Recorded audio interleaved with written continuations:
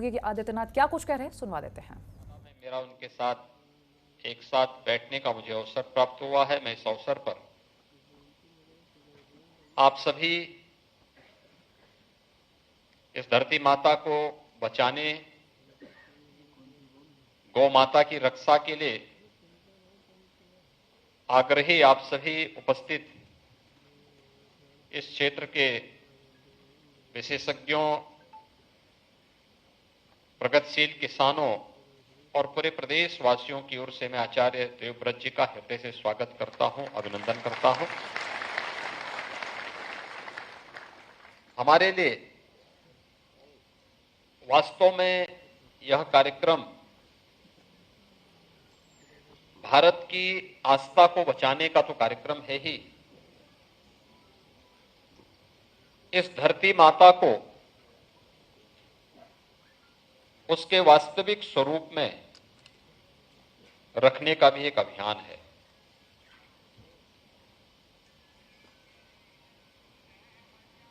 हम सब जानते हैं, भारत की जब बात होती है तो भारत देश के अंदर, दुनिया के अंदर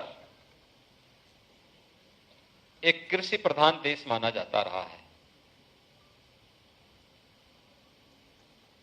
कृषि प्रधान भारत की अर्थव्यवस्था का आधार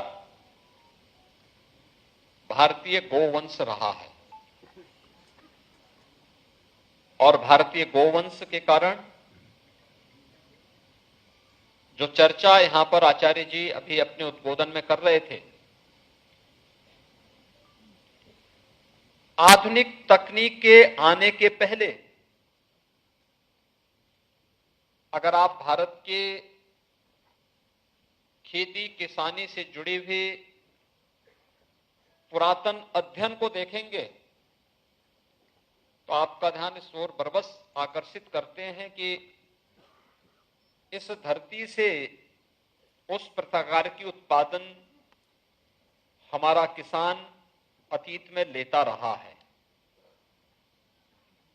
औद्योगिक क्रांति, जब यूरोप के अंदर औद्योगिक क्रांति आई और उसके बाद यह देश जब गुलामी की ओर गया तो धीरे धीरे करके भारत की परंपरागत जो खेती किसानी थी, आस्था थी, इन सब पर प्रहार होना प्रारंभ हुआ था और वहीं से पराभव भी शुरू हुआ। यह अभियान भले ही हम लोगों ने देश के अंदर खाद्यान्न में आत्मनिर्भरता के लक्ष्य को प्राप्त किया हो और निसंदेह आजादी के बाद इसमें बहुत अच्छी सफलता भी प्राप्त हुई, लेकिन इसके दुष्परिणामों से भी हम बच नहीं पाए हैं। ग्लोबल वार्मिंग की चर्चा आचार्य जी ने की,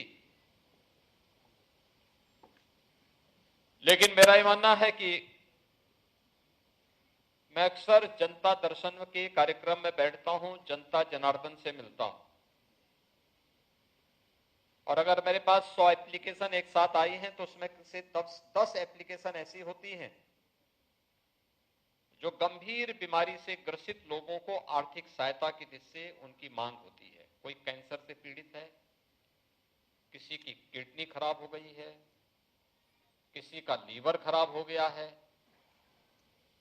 ये केवल पैसे का लेन देन का मामला नहीं होता, वो हमसे सहायता मांगते हैं, हम मुख्यमंत्री राहत कोष से उनको पैसा भी देते हैं, लेकिन साथ साथ हमारे मन में, मेरे मन में एक बात आती है कि वास्तव में ये तो जरूरतमंद है, पीड़ित है, इसको तो सहायता देनी चाहिए। इस बीमारी का कारण क्या है? आखिर क्या कारण है? कहीं ना कहीं खान पान, कहीं ना कहीं कुछ ऐसी चीजें जरूर हैं जो एक बड़े तबके के स्वास्थ्य के साथ खिलवाड़ कर रहा है।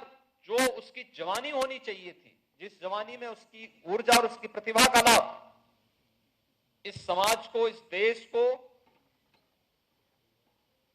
मानवता को और विश्व कल्याण के लिए मिलना चाहिए था, उस उम्र में वह समय बीमार होकर के अपने स्वयं के जीवन के साथ जूझ रहा है, यह हम सब की चिंता का विषय होना चाहिए।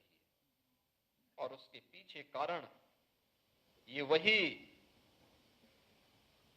क्रांति है जिसने खाद्यान्न में आत्मनिर्भरता के लक्ष्य को प्राप्त तो किया, लेकिन साथ साथ इन तमाम बीमारियों को भी हम सब के साथ दिया है। और उस बीमारी से बचने के लिए दो ही माध्यम हैं। एक, भारतीय नस्ल का गोवंश, इसको बचा